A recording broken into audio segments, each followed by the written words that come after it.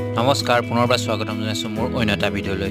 চৰাইদেউ জিলাৰ দিচাংপানীত অনুষ্ঠিত হৈ আছিল সোণাৰু কাঞ্চন কৃষ্ণচূড়াৰ বৰ্ষপূৰ্তি অনুষ্ঠান আৰু যিহেতু কালি আছিল একেবাৰে শেষৰটো দিন আৰু আমিও গৈ তাত উপস্থিত হ'লোগৈ আৰু আমাৰ লগত এক পল্টন আমি একেলগে গোটেইখিনি ওলালোঁ তালৈ আৰু গৈ পাই দেখোঁ বাচ্ছা পাতি পূৰা খেলি আছে। বোলো আমাকো দিয়ক, আমাক নিদিয়ে বোলে, আমি হেনো পূৰা হ'লোঁ আৰু এনেদৰে আমি গোটেইখন ঘূৰিলোঁ।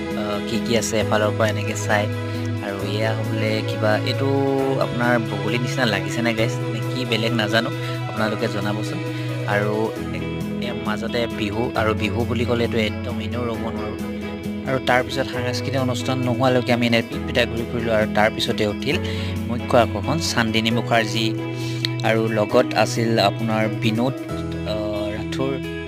মুখ্য আকৰ্ষণ যি কালি বলিউডৰ জনপ্ৰিয় গায়ক কণ্ঠ